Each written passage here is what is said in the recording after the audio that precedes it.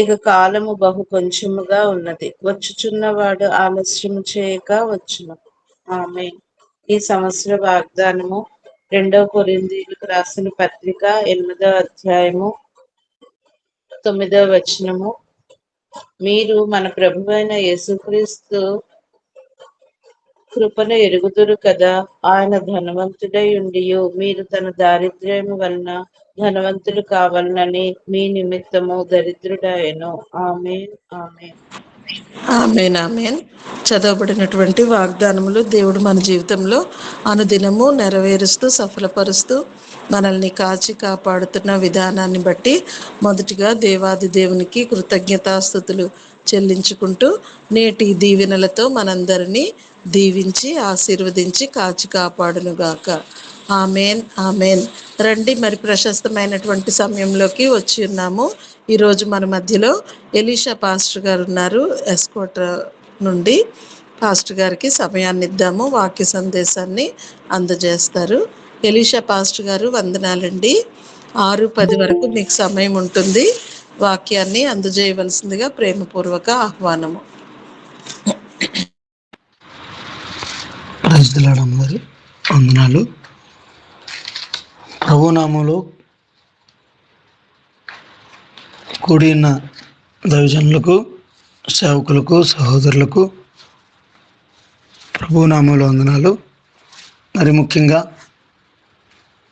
యేసు వైపు చూచు అనే ఈ కార్యక్రమాన్ని నడిపిస్తున్నటువంటి సేవకులు ధనరాజయ్య గారికి, అమ్మగారికి ప్రభునామంలో వందనాలు.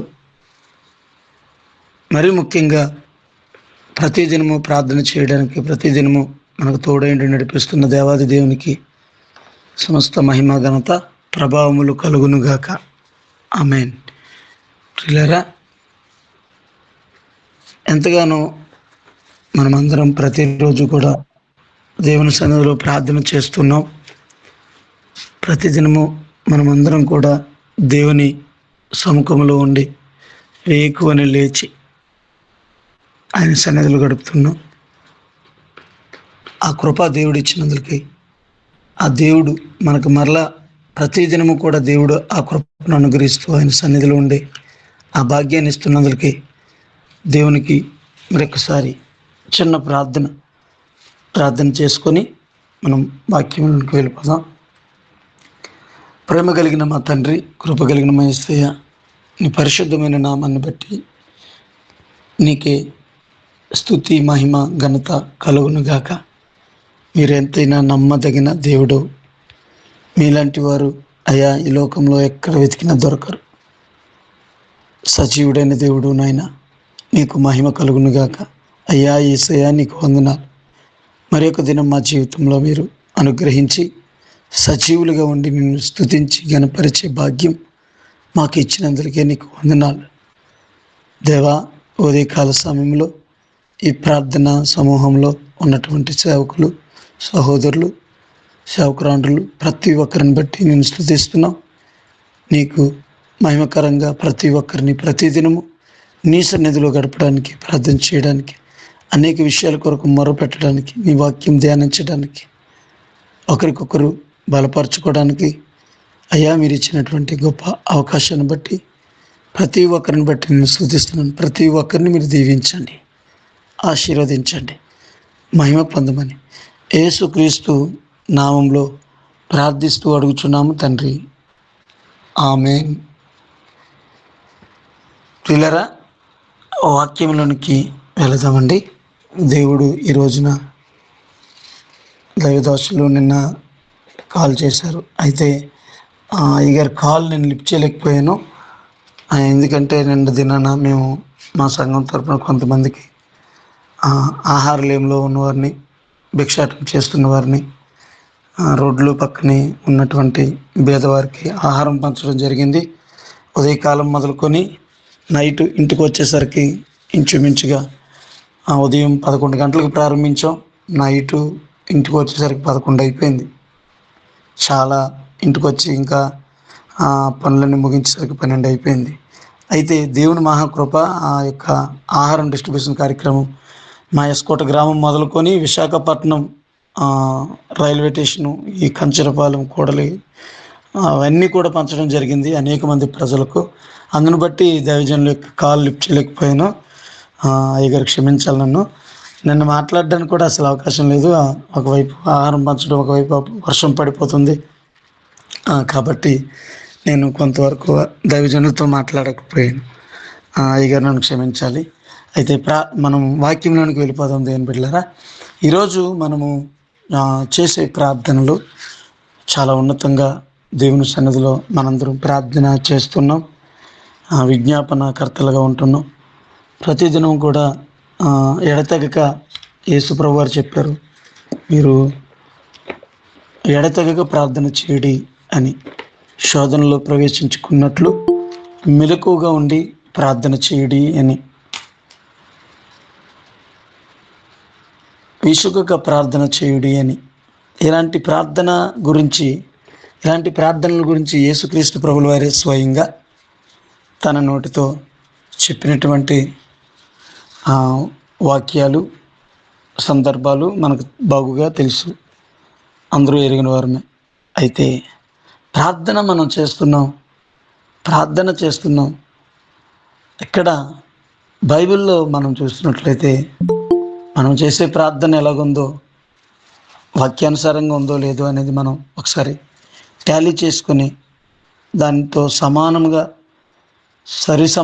ఉన్నదా లేదో అనేది మనం చూసుకోవలసినటువంటి బాధ్యత ఉంది. కనుక మనం వాక్యంలో నుంచే మనకి ఏ విధంగా ప్రార్థన చేయాలి, దేని గురించి ప్రార్థన చేయాలి, ఏ విషయంలో మనం ప్రార్థన చేయాలి అనే విషయాలు మనం ఈరోజు తెలుసుకుందాం.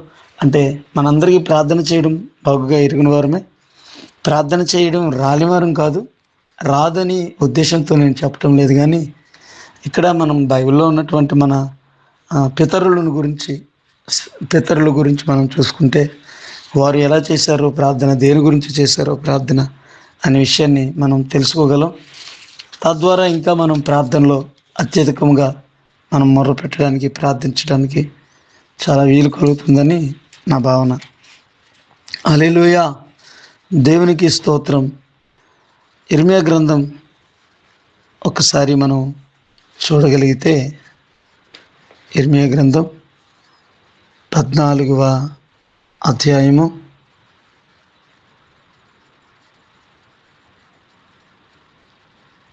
7వ వచనం చదువుదామండి.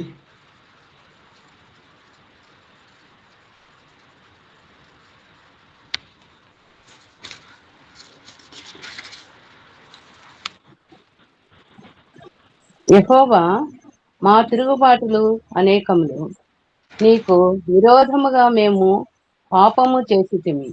మా దోషములు మా మీద దోషారోపణ చేయుచున్నది. నీ నామమును బట్టి నీవే కార్యము జరిగించుము. ఆమేన్. హల్లెలూయా. ఇక్కడ ఇర్మియా గారు చేసిన ప్రార్థన మనం చూస్తున్నాం. అదేవిధంగా 17వ వచనం కూడా ఒకసారి చదువుదామండి. 17వ వచనం, 14వ అధ్యాయము 17వ వచనం. ఇర్మియా గారు వారితో చెప్పవలసిన మాట ఏదనగా,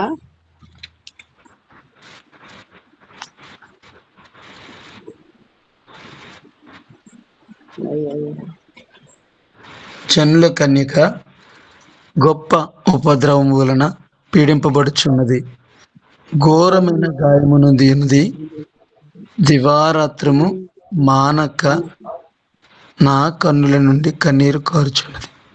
హల్లెలూయా, హల్లెలూయా.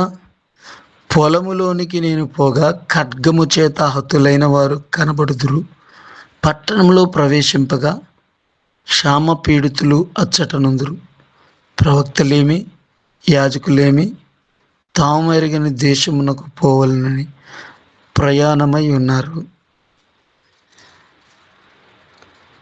ఇర్మియా గారు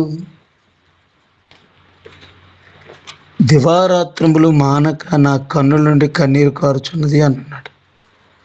ఎందువలన అంటే, మొట్టమొదటిగా చదివిన వచనంలో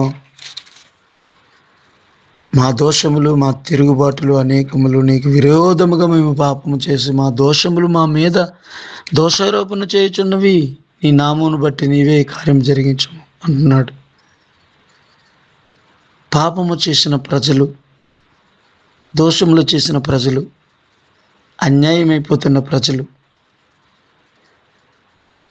భయంకరమైన స్థితిలో జీవిస్తున్న ప్రజలు మన చుట్టూ ఎంతోమంది ఉన్నారు. మన చుట్టూ ఎంతోమంది జీవిస్తున్నారు.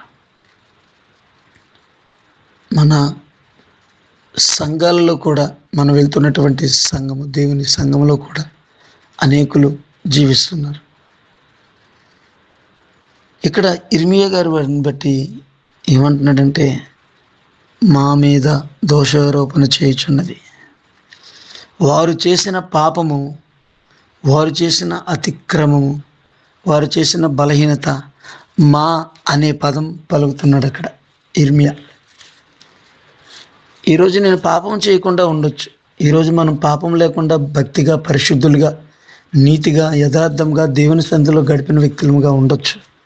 కానీ ఇర్మియా చేసే ప్రార్థన మనం ఒకసారి గ్రహించాలి.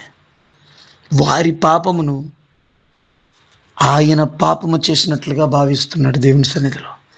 మా పాపము, మా దోషము, మా బలహీనతలు అంటున్నాడు. అంటే ఆయన ఎంత వేదనతో నిండి ఉన్నదో.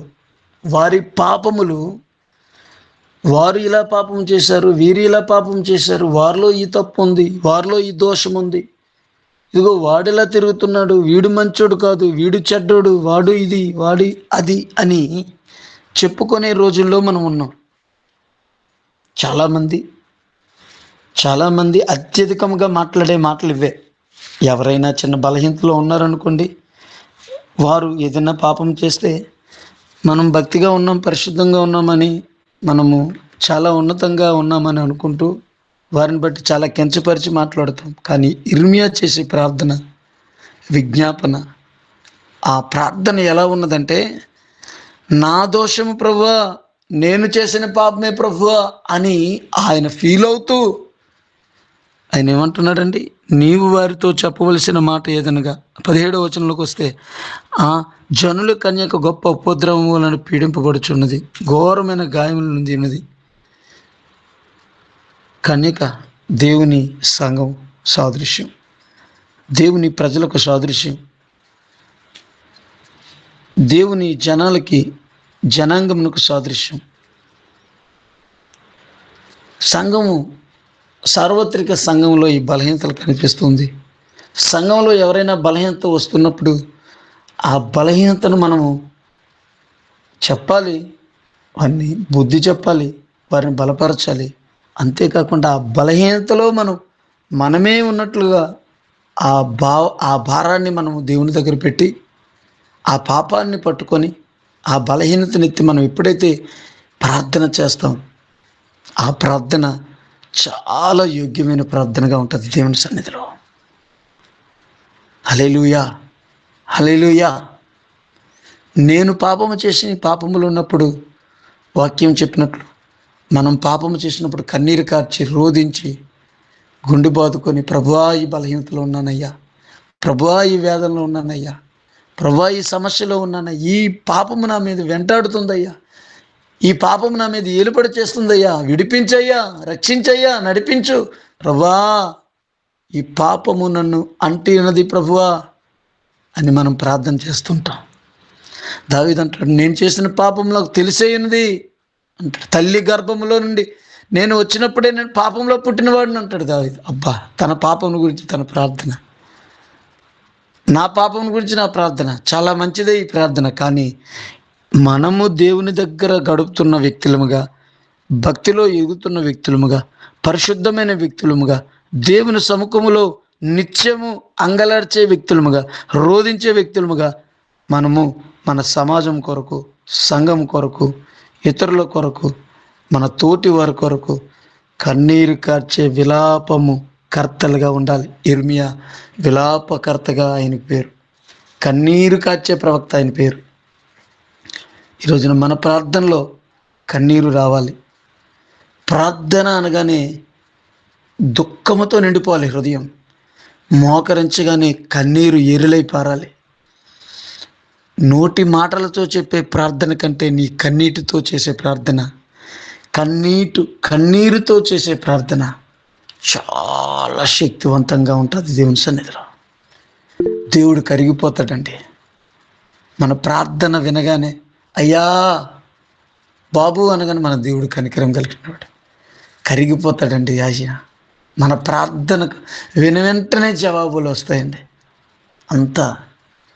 అలాంటి ప్రార్థన, అంత శక్తివంతమైన ప్రార్థన మన కన్నీటి ప్రార్థన. అది ఏ ప్రార్థన అంటే ఇతరుల కొరకు మనము చేసే ప్రార్థన, ఇతరుల కొరకు, పాపంలో ఉన్న వారి కొరకు మనం చేసే ప్రార్థన, బలహీనతలో ఉన్న వారి కొరకు ప్రార్థన, సంఘం పాడైపోతుందనే వేదనతో చేసే ప్రార్థన.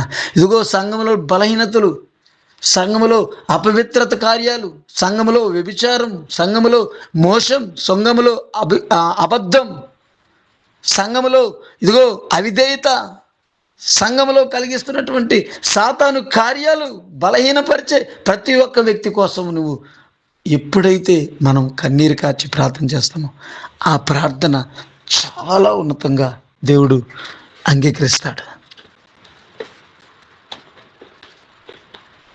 ఏది కావాలి, ఇది కావాలి, అది కావాలి, మనకి ఏదైనా అవసరం ఉంటే చాలా ప్రార్థన చేస్తాం.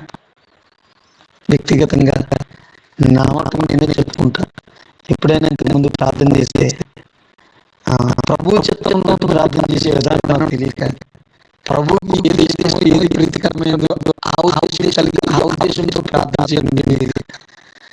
నాకు ఇష్టమైన విషయాలు ప్రార్థన చేసుకొని శారీరక సంబంధం మాట్లాడుకోండి, ఏదో ప్రార్థన చేసాము దాన్ని మోకరించి లేచి వెళ్ళిపోయేవాడిని. ప్రార్థించే అనుభవం, ప్రార్థన చేసే విధానం తెలియక. అయితే ప్రభు కృప, తన సన్నిధిలో నేను జీవిస్తూ బ్రతుకుతూ వాక్యానుసారంగా ఉంటూ ఉన్నప్పుడు, వాక్యం చదువుతున్నప్పుడు దేవుడు నాతో మాట్లాడడం జరిగింది. అయితే అనేకుల కొరకు నేను ప్రార్థన చేయడానికి దేవుడు భాగ్యాన్ని ఇచ్చాడు. ఇప్పుడు మనం ప్రార్థన చేసినప్పుడు ఇదిగో వారు ఎలా ఉన్నారు, వీరు ఎలా ఉన్నారు, వారు ఎలా పోతే నాకేం లేదు, నేను బాగున్నానులే, నేను హ్యాపీగా ఉన్నాను, నా కుటుంబం బాగుంది, నా పిల్లలు బాగున్నారు, నేను హెచ్చింపడ్డ దీవించబడ్డాను, హ్యాపీ అనుకుంటే కుదరదు. ప్రతి క్రైస్తవుడు కన్నీరు కార్చాలి, ప్రతి క్రైస్తవుడు కన్నీరు కార్చాలి. ఎందుకంటే మన యేసుక్రీస్తు ప్రభుల వారు లాజరు చనిపోయినప్పుడు ఆయన దగ్గరికి వెళ్ళి కన్నీరు కార్చారు. ఆ బాధను చూసి కన్నీరు కార్చారు. ఆ మనిషి యొక్క కష్టాన్ని చూసి కన్నీరు కార్చారు. ఈ రోజున ఎవరు చనిపోయి ఉన్నారు? ఈరోజు ఎవరు చనిపోయి ఉన్నారు? పాపం చేసిన వారు ప్రతి ఒక్కరూ చనిపోయినట్లే. అదే విషయాన్ని 18వ వచనంలో, పొలంలోనికి పోగా ఖడ్గము చేత హతులైన వారు కనబడుదురు, పట్టణంలో ప్రవేశింపగా క్షామ పీడితులు అచ్చటనుందురు, ప్రవక్తలేమి యాజకులేమి తామెరగని దేశమునకు పోవాలని ప్రయాణమై ఉన్నారు. ఇక్కడ చూడండి, ఖడ్గము చేత హతులైన వారు కనబడుచున్నారు. ఇర్మియాకి క్షామ పీడితులు కనబడుతున్నారు. పాపములో ఇప్పుడు చూడండి, యువత బయటికి వెళితే యూత్ ఎంతమంది చెడిపోతున్నారండి. వ్యభిచారం, అన్యాయం, మోసం, డ్రగ్స్ ఎడిట్ అయ్యి, మత్తు పానీయాలకి ఎడిట్ అయ్యి రోడ్ల మీద ఎంతోమంది చెడిపోయిన వారు తిరుగుతున్నారు. మన దేవుని చేత సృజించబడినటువంటి మన సహోదరులు, దేవుని బిడ్డలు, వారు సాతాను కబంధ హస్తముల చేత, ఖడ్గము చేత హతులైపోయారు. వారిని చంపుతున్నాడు సాతాను. వారి కొరకు మనము విజ్ఞాపన చెయ్యాలి, కన్నీరు కార్చాలి, ప్రార్థన చెయ్యాలి. ఇంకొక విషయం మనం బాగా గ్రహించాలి. ఈ రోజున దేవుడు మనకు ప్రార్థన చెయ్యండి అని చెప్పాడు, ప్రార్థన చెయ్యండి అని చెప్పాడు. కానీ మనం ప్రార్థన చేయలేకపోతున్నాం. ప్రార్థన సమయాన్ని, దేవునికి ప్రార్థించేంత సమయాన్ని మనం దేవునికి ఇవ్వలేకపోతున్నాం. ఎంత ప్రార్థన చేయాలో అంత ప్రార్థన సమయాన్ని దేవునికి కేటాయించలేకపోతున్నాం. ఉదయం లేచింది మొదలు రాత్రి నిద్రించే వరకు మన సొంత పనులకి ఇచ్చేంత సమయము ప్రభువుకు మనం ఇవ్వలేకపోతున్నాం. ప్రార్థన చాలా శక్తివంతమైనది, ప్రార్థన చాలా బలమైనది. దేవుని బిడ్డలారా, ఎవరైతే ప్రార్థన చేస్తారో వారి దగ్గరే దేవుడు ఉంటాడు. పాటగాళ్ళు ఎక్కువైపోయారు, పాటలు పాడేవారు. పాటలు పాడడం తప్పు కాదు, తప్పు అని అనటం లేదు. పాటలు పాడేవారు చాలామంది సింగర్లు ఉన్నారు, వాక్యాలు బోధించే బోధకులు, ఉపదేశకులు అనేకులు ఉన్నారు. కానీ యేసుక్రీస్తు ప్రభుల వారు వాక్యం ద్వారా సమూయేలు గారు అంటారు ఒక మాట, మంచి మాట. మొదటి సమూయేలు గ్రంథము 12వ అధ్యాయము 23వ వచనంలో చూస్తే అక్కడ సమూయేలు గారు మంచి మాట చెప్తున్నారు. అది చదువుదామండి ఒకసారి. మొదటి సమూయేలు గ్రంథం 12వ అధ్యాయం 23వ వచనం. సాయం చేయగలరా ఎవరైనా? చదివి నేను చదువునా? లేదంటే నా మట్టుకు నేను మీ నిమిత్తం ప్రార్థన చేయటం మానటం వలన యెహోవాకు విరోధముగా పాపం చేసిన వాడనుగుదును. అది నాకు దూరమగును గాక.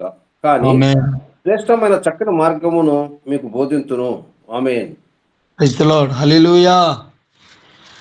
ప్రజల కొరకు, నా మట్టుకు నేను మీ కొరకు ప్రార్థన చేయకపోతే పాపం చేసిన వాడిని అవుతానంటాడు సమూయేలు గారు. నా మట్టుకు నేను మీ కొరకు ప్రార్థన చేయకపోతేనే పాపం, ప్రార్థన చేయకపోతే పాపం. ఎవరి కొరకు? మన తోటి వారి కొరకు, మన ఇరుగు పొరుగు వారి కొరకు, నశించిపోతున్న ఆత్మల కొరకు, నశించిపోతున్న దేశం కొరకు, పాడైపోతున్న ప్రజల కొరకు, పాపంలో జీవిస్తూ పరిస్థితిలో బ్రతుకుతున్న ప్రజల కొరకు మనం ప్రార్థన చేయవలసిన బాధ్యత ఉంది. ఇంకొక విషయం చెప్పాలా?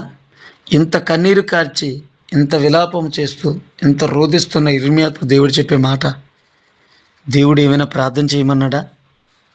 దేవుడు ఏమైనా ఇర్మియాకి ప్రార్థన చేయమన్నారా? ఒకసారి చూద్దామా? ఇర్మియా గ్రంథం 7వ అధ్యాయం 16వ వచనం చదవండి. అదే దేవుని వాక్యం. దేవుడు ఏమని మాట్లాడాడు ఇర్మియాతో ఒకసారి మనకు చూస్తే మనకు అర్థమైపోతుంది. కాబట్టి చదవండి. తెరిచారండి బైబిల్? ఇర్మియా గ్రంథం 7వ అధ్యాయం 16వ వచనం. కాబట్టి నీవు ఈ జనము కొరకు ప్రార్థన చేయకుము, వారి కొరకు మొరనైనను ప్రార్థననైనను చెయ్యకుము, నిన్ను బతిమాలు కొనకుము, నన్ను బతిమాలు కొనకుము, నేను నీ మాట వినను. ఆమేన్. నీవు ఈ జనం కొరకు అసలు ప్రార్థనే చేయకు, వారి కొరకు మొర్ర పెట్టకు, ప్రార్థన చేయొద్దు, నన్ను బతిమలాడొద్దు అని దేవుడే చెప్తున్నాడు ఇర్మియా గారితో స్వయంగా దేవుడే చెప్తున్నా కానీ దేవుని సన్నిధిలో ఇర్మియా కన్నీళ్లు కారుస్తూనే ఉన్నాడు. ఆ ప్రజలు మంచోళ్ళు కాదు, ఆ ప్రజలు పాడైపోయినలే, వారు చెప్పిన మాట వినరు, చెడిపోయినోళ్ళే, వాళ్ళకి అలాగే జరగాలి, వాళ్ళ ప్రవర్తన బాగలేదు, వారి నడక బాగలేదు, వారి క్రియలు బాగలేదు, మమ్మల్ని కొడుతున్నారు సువార్త చేస్తే, మమ్మల్ని తిడుతున్నారు ప్రార్థన చేస్తే, మమ్మల్ని ఎగతాళి చేస్తున్నారు క్రైస్తవులని అని మనం అనుకోకూడదు. ఇర్మియా అలా అనుకోలే. ఇర్మియాకి ఆ ఉద్దేశం లేదు. అంటున్నాడు ఆయన, మా తిరుగుబాట్లు అనేకములు నీకు విరోధంగా మేము పాపం చేసేది. ఇర్మియా పాపం చేసినట్లుగా అస్సలు లేదు. వాక్యంలో ఎక్కడ చూసినా ఇర్మియాలో పాపం ఉందని వాక్యంలో మనం చదవలేదు. కానీ ఆయన చేశానంటున్నాడు ఇక్కడ. పాపం మా పాపములు అంటున్నాడు. మా పాపములు అంటే ఆ ప్రజల యొక్క పాపపు భారము ఇతని మీద వేసుకొని ఇతను ఫీల్ అవుతూ ఆ పాపాన్ని ఆయన ప్రభువు సన్నిధిలో ఒప్పుకుంటూ విడిచిపెడుతున్నాడు. అదే ఇర్మియాతో 3 సార్లు మమ్మారుగా చెప్తాడు దేవుడు ప్రార్థన చేయకని. 11వ అధ్యాయం 14వ వచనంలో కూడా దేవుడు మాట్లాడాడు. చదవండి. ఇర్మియా గ్రంథం 11వ అధ్యాయం 14వ వచనంలో కూడా దేవుడు మాట్లాడి ఉన్నారు. కావున నీవు ఈ ప్రజల నిమిత్తము ప్రార్థన చేయకుము, వారి నిమిత్తము మొరపెట్టకుము, ప్రార్థన చేయకుము. వారు తమ కీడును బట్టి నాకు మొరపెట్టినప్పుడు నేను వినను. ఆమేన్. ఇలాంటి పరిస్థితిలో ప్రజలు ఉన్నారు. ఇర్మియా గారు మాత్రం ప్రార్థన చేయడం ఆపటం లేదు. హల్లెలూయా. మనకిచ్చిన భారం ఈ రోజున మన అవసరతల కొరకు ప్రార్థన చేయడం మంచిదే. మనం దాన్ని ఖచ్చితంగా ప్రభు అంటున్నాడు, అడుగుడి మీకు ఇవ్వబడును, వెతుకుడి మీకు దొరుకును. ప్రతిదీ మనం అడగాలి ప్రభు దగ్గర. ఖచ్చితంగా మన అవసరతను బట్టి మనం అడగాలి. ఎవరైనాను తండ్రిని, శరీర సంబంధమైన తండ్రిని మనము చేపను అడిగితే పావునిస్తాడా? రొట్టెని అడిగితే రాతినిస్తాడా? మీ పరలోకపు తండ్రి శ్రేష్టమైన ఈవులను ఇస్తాడని చెప్తున్నాడు. ఆయన వాగ్దానం చేసిన దేవుడు నమ్మదగిన వాడు. మన కన్న తండ్రి చాలా శ్రేష్ఠుడు, ఆయన పరిశుద్ధుడు, ఆయన మన అవసరతలన్నీ తీరుస్తాడు. కానీ ప్రార్థన చేసే విధానం ఈ రోజున చాలా దేవుని చిత్తానికి మనం లోబడి ప్రార్థన చేస్తున్నామా, శరీరానుసారంగా మన ఉద్దేశాన్ని పట్టుకొని మనం ప్రార్థన చేస్తున్నాం అనేది మనం గ్రహించాలి. దేవుని ఉద్దేశము, దేవుని చిత్తము ఏమని ప్రార్థన చేయమంటుంది, మన ఉద్దేశము దేని కొరకు మన ఆలోచనలు పరిగెడుతూ వాటి కొరకు దేని కొరకు మనం ఆశిస్తున్నామో దాని కొరకు మనం ప్రార్థన చేస్తున్నామా అనేది మనం గ్రహించాలి. దేవుని ఇష్టం ఏంటి, మన ఇష్టం ఏంటి అనేది ప్రార్థన దగ్గరికి, ప్రార్థన గదిలోనికి వెళ్ళినప్పుడు, మీరు ప్రార్థన చేయనప్పుడు రహస్యమందు చూచి మీ తండ్రికి, రహస్య స్థలంలో మీరు ప్రార్థన చేసినప్పుడు రహస్యమందు చూచి నీ తండ్రి నీకు ప్రతిఫలం ఇస్తాడు. ఆ ప్రతిఫలం ఇచ్చే తండ్రి నీకు ప్రతిఫలం ఇవ్వాలంటే నువ్వు అడిగే విధానంలో నువ్వు మార్పు చేర్పులు మనము కలిగి మనం ఆ ప్రార్థన చేయాలి. హల్లెలూయా. అన్యజనుల వలె వ్యర్థమైన మాటలు ప్రార్థనలో ఉచ్చరించుకు అని అంటే అర్థం ఏంటి? అన్యజనులు దేనికోసం దేవుడి దగ్గరికి వెళ్ళి పూజ చేస్తారు? అన్యజనులు దేనికోసం వెళ్ళి దేవుణ్ణి బతిమలాడుతారు? అన్యజనులు దేనికి వెళ్ళి కొబ్బరికాయలు కొడతారు? అన్యజనులు దేనికి వెళ్ళి వాళ్ళు గుడ్లు గోపురాల చుట్టూ తిరుగుతుంటారు? ఒకసారి ఆలోచించండి దేవుని బిడ్డలారా. ఏం కావాలని?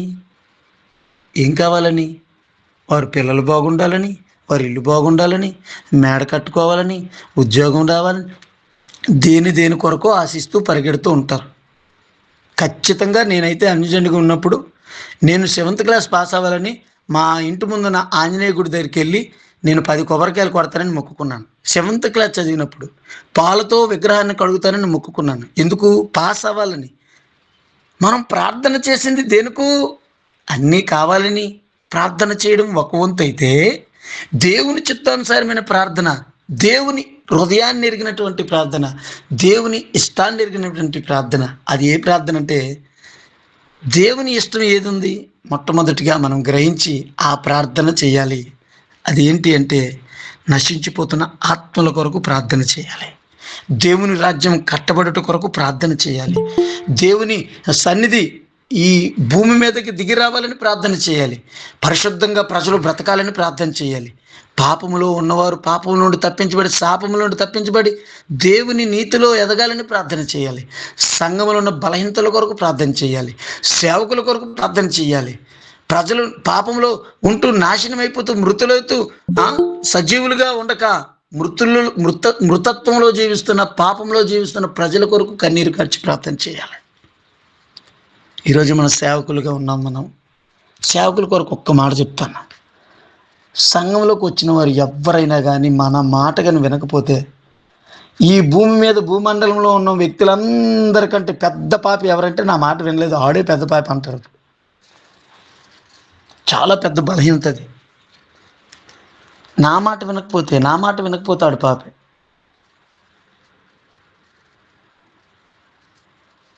చాలా తప్పది. అన్ని సంవత్సరాలు పరిచర్య చేశాడు కదా సన్నిధిలో ఉండి, దేవుని మందిరంలో ఉండి. అన్ని సంవత్సరాలు నీ మాట విన్నాడు కదా. ఎన్ని సంవత్సరాలు నీ యొక్క ఇంట్లో పరిచర్య చేశాడు, వాహనాలు కడిగాడు, చెప్పులు తుడిచాడు, సంఘ పరిచర్య చేశాడు, గచ్చుని కడిగాడు.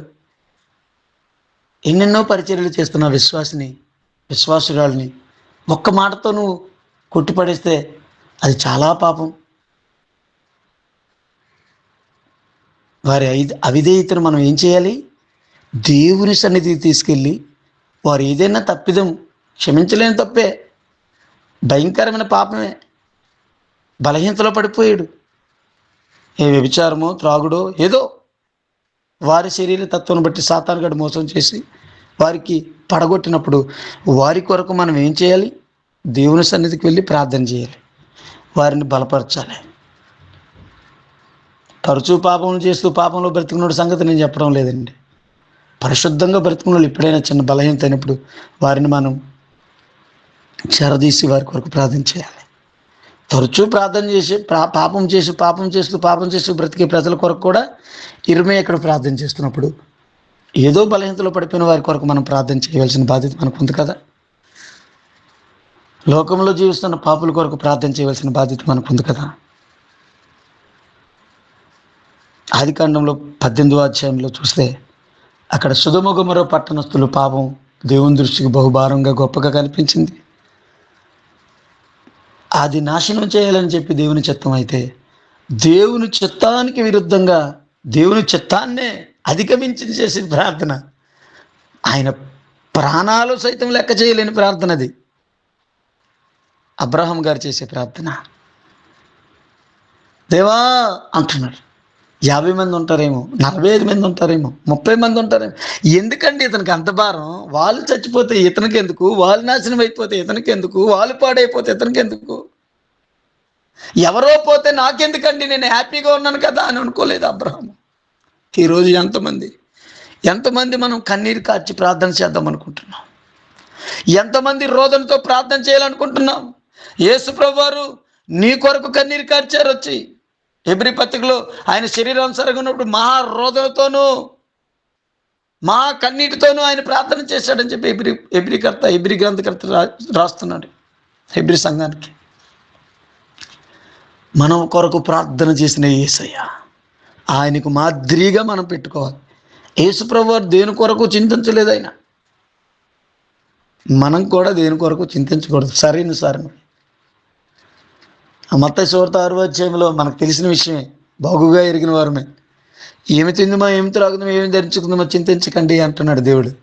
పరిశుద్ధులైన వారికి ఈ లోక సంబంధమైన శరీర సంబంధమైన వాటి కొరకు ఏ చింతలు ఉండదు. నిజముగా యేసుక్రీస్తు ప్రభు రక్తంలో కడగబడినటువంటి జనాంగానికి శరీర సంబంధమైన అవస్థల కొరకు ఆలోచనే ఉండదు. ఎందుకంటే దేవుడు నా దగ్గర ఉన్నాడు కనుక ఆయన చూసుకుంటాడని ధైర్యం. హల్లెలూయా, హల్లెలూయా. దేవుడు లేనివాడికి, దేవుడు లేకుండా జీవిస్తున్న వారికి ఉంటుంది టెన్షను. ఎందుకంటే ఆయన దగ్గర దేవుడు లేడు కనుక. హల్లెలూయా. దేవుడు లేనివాడికి, దేవుడు లేని వ్యక్తిలో ఉన్నటువంటి చింత, బాధ, దుఃఖం ఎంత అంత కాదు. శరీరానుసారంగా చెప్తున్నా. దేవుని కలిగిన వ్యక్తులు చాలామంది కన్నీరు కారుస్తారు. అయ్యో ఎందుకు ఏడుస్తున్నాడు అనుకుంటారు చాలామంది తెలియని ప్రజలు. కానీ ఆ కన్నీటిలో ఎంత ఆశీర్వాదం ఉందో, ఆ కన్నీరు కారుతున్నప్పుడు హృదయం ఉప్పొంగిపోతూ ఉంటుంది, ఆనందంతో నిండిపోతూ ఉంటుంది. అబ్బా, ఆ అనుభవం చాలా ఉన్నతమైనది. కన్నీరు కార్చే విజ్ఞాపన కర్తలు కావాలి దేవునికి. కన్నీరు కార్చి రోధించి ప్రార్థన చేసి ఆ యొక్క ప్రార్థన యోధులు కావాలి దేవునికి. ఈ రోజున నేను ప్రార్థన యోధుడిగా దేవుని సన్నిధిలో ఉండాలి. నా కొరకు మీరు ప్రార్థన చేయండి. నేను ప్రార్థన పరుడిని మీతో చెప్పడానికి నేను కాదు ప్రార్థన పరుడిని, ప్రార్థన లేనివాడిని. మనం అందరం తెలుసుకోవాలని ప్రభువు మాట్లాడుతున్నాడు. నేను ప్రార్థన చేయాలని, నా కొరకు ప్రార్థన, మీరు ప్రార్థన చేయాలి. ఒకరికొకరు ప్రార్థన చేయాలి. ఒకరి ప్రార్థన ఒకరికి. అపోస్తలుడు పౌలు గారు అంటారు, నా కొరకు ప్రార్థన చేయండి. నేను బలహీనమవకుండా ఉండడానికి, నేను దేవునికి దూరం అయిపోతానేమో, పడిపోతానేమో, ప్రార్థన చేయండి, పరిచర్య చేయాలి. మీ ప్రార్థన వల్లే నేను పరిచర్య చేయగలను అంటాడు సంఘాలతో. ప్రతి ఒక్క సంఘంకి వెళ్ళినప్పుడు, ఎఫెసు సంఘం, కొరింథీ సంఘం, ఫిలిప్పీ సంఘం, ఏ సంఘానికి వెళ్ళినా వారి కొరకు, నా కొరకు ప్రార్థన చేయండి అంటాడు పౌలు గారు. ప్రియులారా, అయ్యలారా, ప్రియమైనటువంటి దైవజన్మ, ఈ రోజున మనం ప్రార్థన చేసేవారంగా ఉండాలి.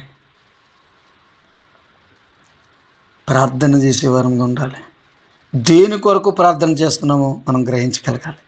అదే దేవుని చిత్తం, అదే దేవుని ప్రణాళిక.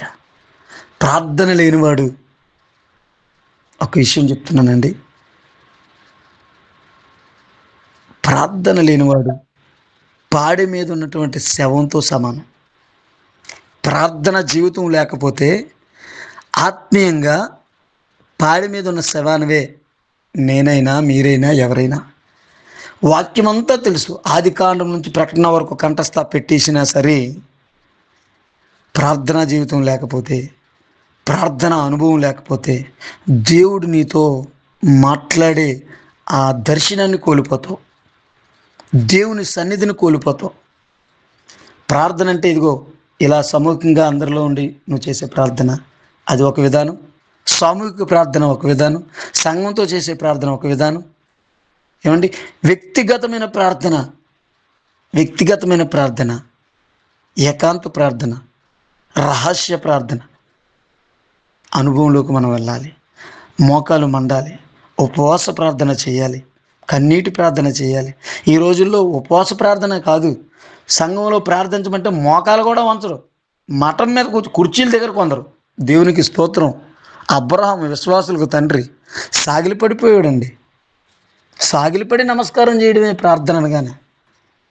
విశ్వాసులకు తండ్రి అయ్యాడు, అందుకే ఆయన. ఈ రోజున ప్రార్థన అనగానే మోకాలు వంగట్లేదు. అంటే బలము, ఆరోగ్యం, శక్తి ఉన్నప్పుడు వంగాలి కదా. ఆరోగ్యం బాగోలేనప్పుడు మనం ఏం చేయలేం. యవనస్తులే మోకరించలేకపోతున్నారు, సేవకులే మోకరించలేకపోతున్నారు. నిలబడి ప్రార్థన చేసిన లోకలు, కుర్చీ మీద కూర్చొని ప్రార్థన చేసిన లోకలు సంఘానికి మాదిరి ఏం చూపిస్తారు? ప్రార్థన అనుభవం లేని ఆ సేవా పరిచర్యలో నేను మీరు ఎవరైనా ఎలాంటి పరిస్థితి మనం కలిగి ఉండకూడదని ప్రభు తెలియజేస్తున్నాడు. దేవుని సంగమా, కన్నీరి ప్రార్థన మనం కలిగి ఉండాలి. ఇతరుల కొరకు రోధించే ప్రార్థన జీవితం కలిగి మనం ఉండాలి. విరిగి నలిగిన హృదయంతో చేసే ప్రార్థన, రోదనతో చేసే ప్రార్థన దేవునికి ఇష్టమై ఉంటుంది. మనం చేసే ప్రార్థన ఈ రోజున మనందరికీ దేవుడు తెలియజేస్తున్నటువంటి ప్రార్థన, నశించిపోతున్న వారి కొరకు ప్రార్థన చేయాలి. లలిత్ కుమార్ గారు, కరుణాకర్ సుగుణ గారు, ఇలాంటి యూట్యూబ్లో చాలామంది వ్యతిరేకులు వస్తున్నారు. వారందరి కొరకు కన్నీరు కార్చి ప్రార్థన చేయాలి. వారితో మాటకు మాట యుద్ధం ఆడితే మాటకు మాట కలిస్తే ఏమవుతుందండి? చెత్త అవుతుంది. ఇప్పుడు యూట్యూబ్లో జరిగిందంతా చెత్తే. వాళ్ళ చెత్త మాటలు చెత్త అలా పెరిగిపోయి ఒకరికొకరు విద్వేషాలు, శత్రువులైపోతున్నారండి. అదే మనం ప్రార్థన కానీ చేస్తే దేవుడు వారిని ఖచ్చితంగా రక్షిస్తాడు. హల్లెలూయా. ఎందుకు రక్షిస్తాడు? ప్రార్థనలో అంత శక్తి ఉంది. ప్రార్థన చేయాలి. యోనా గారు చేప కడుపులో ఉపవాసం ఉండి ప్రార్థన చేసి ఎప్పుడైతే సువార్త చేశాడో, ఒక్క దిన ప్రయాణంలోనే ఆ సువార్త ముగించేశాడు. 120,000 మందిని రక్షించేశాడు. హల్లెలూయా, దేవునికి స్తోత్రం. సువార్త చేసేవారు ఉన్నారు, రాత్రంతా ప్రార్థన చేసి ఉదయాన్నే సువార్త చేసేవారు మన తండ్రి యేసుక్రీస్తు ప్రభులు వారు. ఈ రోజున రాత్రి అంతా ప్రార్థన చేయడం కాదు కదా, 1 గంట కూడా మనం ప్రార్థన చేయం. ఉదయాన్నే పత్రికలు పట్టుకొని వెళ్ళి యేసు ప్రభుని నమ్ముకో అంటాం, ఆడేమో నమ్ముకోను అంటాడు. మనం చెప్పిన మాట ఆడి చెవిలో కూడా వెళ్దాం, హృదయంలోకి వెళ్ళడం కాదు. కానీ ఆ బలహీనతలు మనకొద్దు. మనం ప్రార్థనా పరులుగా ఉండాలి, ప్రార్థనా యోధులుగా ఉండాలి, ప్రార్థించే వారంగా ఉండాలి. మీరు మనమందరము కూడా ప్రతి ఒక్కరి కొరకు కన్నీటి ప్రార్థన అనుభవంలోకి. కన్నీరు రావట్లేదు చాలామందికి ప్రార్థన చేసినప్పుడు. ఆ కన్నీరు రావాలంటే కన్నీరు వచ్చేంత వరకు నువ్వు మోకాల మీద ఉండాలి. కొంతమంది నాకు కన్నీరు ఎంత రాదండి. ఎందుకు వస్తుంది? దేవుని ఆత్మ నిన్ను తాకేంత వరకు నువ్వు మోకరిస్తే వస్తుంది కన్నీరు. దేవుని అభిషేకం నీ మీదకి దిగి వచ్చేంత వరకు మోకరిస్తే కదా నీ కన్నీరు రావడానికి. కన్నీరు రావాలంటే దేవుడు నీ ప్రార్థన వినాలి, నీ దగ్గరికి రావాలి. దేవుడు నీ దగ్గరికి వచ్చేంత వరకు ఎప్పుడైనా ప్రార్థనలో వెయిట్ చేసావా? నేను కానీ మీరు కానీ ఎవరైనా వెయిట్ చేసిన వాళ్ళు అయితే ఆ అనుభవం పొందుకుంటాం. నేను ఇంతకుముందు ప్రార్థన చేసినప్పుడు నేను చెప్పాను కదా, చెప్పేవాడిని వెళ్ళిపోయాను అంతే. నా విషయాలు ఆయన వినాలి, ఆయన విషయం నాకు తెలీదు. నేనెవరో ఆయనకి తెలుసు, ఆయన ఎవరో నాకు తెలీదు. నా ప్రార్థన అలాగ ఉండేది. నేనెవరో యేసుప్రభు గారికి తెలుసు, పలానా ఎలీషా పలానా వ్యక్తి వచ్చాడు వెళ్ళిపోతాడు అంతే. కానీ ఆయన ఎవరో నాకు తెలియదు. ప్రార్థనలో ఆయన ఎవరో నాకు తెలుసుకోవాలంటే ఆ ఆత్మీయ అనుభవంలోకి నేను వెళ్ళలేదు. ఈ రోజున మనం కూడా ఆత్మీయ అనుభవంలోకి వెళ్ళాలి. ఆ అభిషేకంతో కూడిన ప్రార్థన చేయాలి. ఆత్మానుసారమైన ప్రార్థన చేయాలి. ఉచ్చరంప సఖ్యము కానీ మూలుగులతో ఆత్మ ప్రార్థన చేయడం నేర్పిస్తుంది. అప్పుడు ప్రార్థన చేయవారు మోకాళ్ళ మీద నుంచి లేవరు. ఎవరు పిలిచినా ఏది అయినా అది మనకు తెలీదు. ఆ ప్రార్థన లోతులో వెళ్ళిపోతాం. 100 మంది వచ్చినా లేపినా నువ్వు ప్రార్థన ఆపు. ఎన్ని ఫోన్లు రింగ్ అయినా ఫోన్గా చూడవు.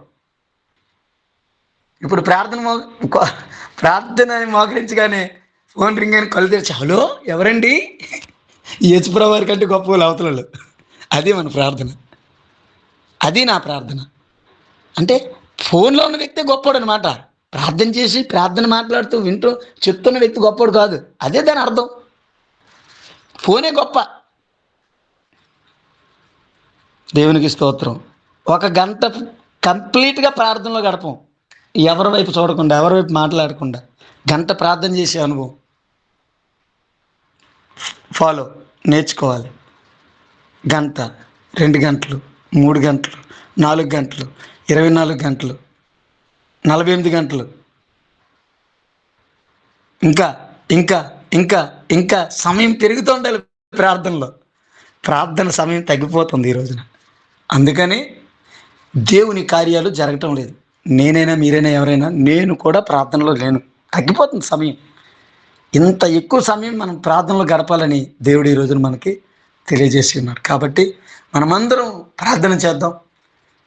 ఆత్మ సంబంధమైన విషయాల కొరకు ప్రార్థన చేద్దాం. పరలోక సంబంధమైన విషయాల కొరకు ప్రార్థన చేద్దాం. దేవుని చిత్తాన్ని ఎత్తుపట్టుకొని ప్రార్థన చేద్దాం. మొదట నా రాజ్యాన్ని, నీతిని వెతకండి, అప్పుడు మీకు ఏది అవసరమో అవన్నీ దేవుడిస్తుంటాడు. యేసు ప్రభువును మనం వెతికితే అన్నీ మనకు వచ్చేస్తాయి. యేసు ప్రభువును మనం వెతకకుండా శరీరం సంబంధం ఇది కావాలి ప్రభు, అది కావాలి ప్రభు, అది కావాలి కాదు, ఇది కావాలి, ఏది వెతుకుతామో అది మనం పొందలేకపోతున్నాం. అందుకే ప్రేమైన దేవుని సంగమా, దేవుని బిడ్డలారా, సేవకులారా, దైవజనులారా, పెద్ద పెద్దవాళ్ళు ఉన్నారు, నన్ను మన్నించండి. నేను వయసులో చాలా చిన్నవాడిని. సేవకు వచ్చి 2 సంవత్సరాలు, 3వ సంవత్సరం అవుతుంది, అంతే. చిన్నవాడిని.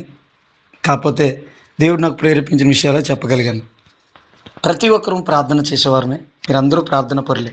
కానీ ఇంకా ప్రార్థన, ఇలాంటి ప్రార్థన చేసే విధానంలో మనం ఉన్నామో లేదా మనం గ్రహించి, ఇర్మియా వలె, అబ్రాము వలె చాలామంది ఉన్నారు, సమూయేలు వలె, యెషయా ప్రవక్త వలె మనం ప్రార్థన చేసే ప్రార్థన పరులుగా దేవుడు మనకి నడిపించి ఉన్నతమైన ప్రార్థన యోధులుగా చేయునుగాక, విలాపకర్తలుగా చేయునుగాక, కన్నీటి ప్రార్థన చేసేవారుగా చేయునుగాక.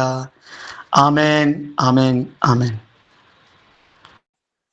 Amen, amen. దినదినంబు చేసిన సేవా దైవ చిత్తముకు సరిపోవా.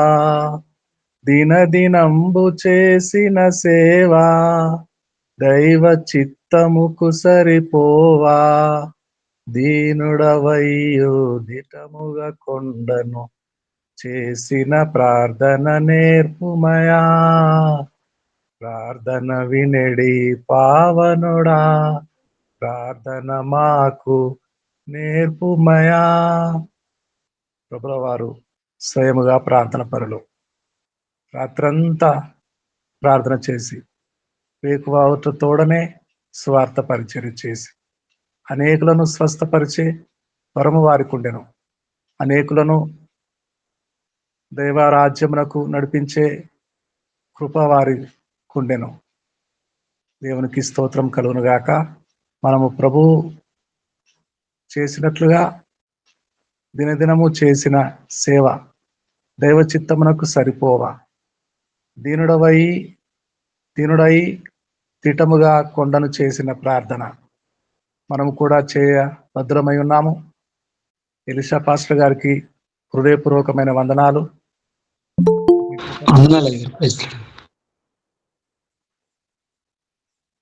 దేవునికి స్తోత్రం కలుగును గాక. ఆమేన్, ఆమేన్. మనలో ఎవరైనా ఒకరు ప్రార్థన పరులుంటే ప్రార్థన చేయగలిగితే ఒకరు ప్రార్థన చేయండి దయచేసి. మహోన్నతుడు, మహారక్షకుడు, మహాఘనుడమైన మా ప్రియమైన యేసురాజా, నీ పాదాలకు వందనాలు. ప్రార్థనే మా ఆయుధం, ప్రార్థనే మా రక్ష, ప్రార్థనే మా శక్తి, ప్రార్థనే మా బలం. అన్ని నేర్పించినటువంటి తండ్రి, ప్రార్థనలో మేము ఏకీభవించడానికి, ప్రార్థనలో మేము కలిసి నడవడానికి, ప్రార్థనలో జీవితాన్ని గడపడానికి మీరు ఇచ్చినటువంటి మంచి సమయం కొరకు వందనాలు. మంచి వాక్య పరిచర్య చేస్తున్నటువంటి సోదరుని కొరకు వందనాలు. అదేవిధంగాను ఈ మ్యూట్లో ప్రార్థనలో ఏకీభవిస్తున్న ప్రతి ఒక్కరిని, వారి వారి కుటుంబాలను దీవించండి. ప్రార్థనా శక్తిని తెలుసుకొని ప్రతి ఒక్కరి జీవితంలో ఎదిగే భాగ్యాన్ని కూడా అనుగ్రహించండి. ప్రార్థనలో ఎంత శక్తి ఉందని గ్రహించడానికి మాకు మంచి చెవులను, మంచి హృదయాన్ని కూడా అనుగ్రహించి దీవించండి. ఈ పగటి దేవునితో దీవించి, ప్రార్థనతో ఆశీర్వదించి, ప్రార్థనా బలంతో ఈ రోజు కొనసాగించి, ప్రార్థనా శక్తితో రక్షణను అనుగ్రహించి, ప్రార్థనా శక్తితో మా అడుగులు ముందుకు వేసే భాగ్యాన్ని అనుగ్రహించి, ప్రార్థనా శక్తితో ఈ నిత్యమంతా కూడా, రాబోయే కాలమంతా కూడా కాపాడి దీవించి, ఆశీర్వదించి నడిపించి, క్షేమాన్ని, భద్రతని, ఆరోగ్యాన్ని, ఆనందాన్ని, ఐశ్వర్యాన్ని అందరికీ అనుగ్రహించి దీవించమని మా ప్రభువును నీ ప్రియకుమారుడైన యేసుక్రీస్తు ద్వారా వేడుకుంటున్నాము తండ్రి. ఆమేన్. ఆమేన్ ఆమేన్. ఈ దినము రోజు జరుపుకుంటున్న వారికి, విశేష ప్రార్థన అడుగుతున్న వారికి అందరికీ దేవుని కృపా సహాయము సమృద్ధిగా తోడై ఉండునుగాక. ఆమేన్. ప్రభు నేర్పిన ప్రార్థన చెప్పుకుందామని. ఆమేన్. పరలోకమందున్న మందుల మా తండ్రి, మీ నామం పరిశుద్ధపరచబడునుగాక, మీ రాజ్యం వచ్చునుగాక, మీ చిత్తం పరలోకమందు నెరవేరినట్లు భూమి యందు నెరవేరును. కావలసిన ఆహారం నేడు మాకు దయచేయము,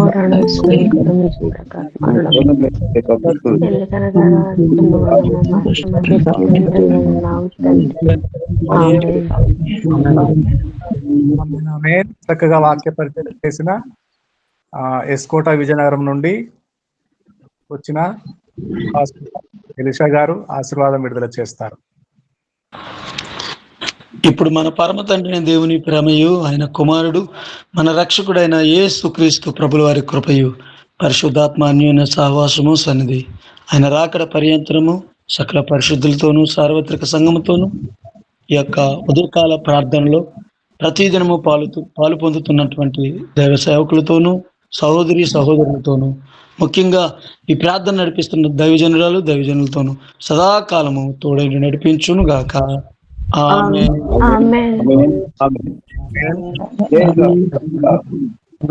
అందరికీ ప్రైజ్ లార్డ్.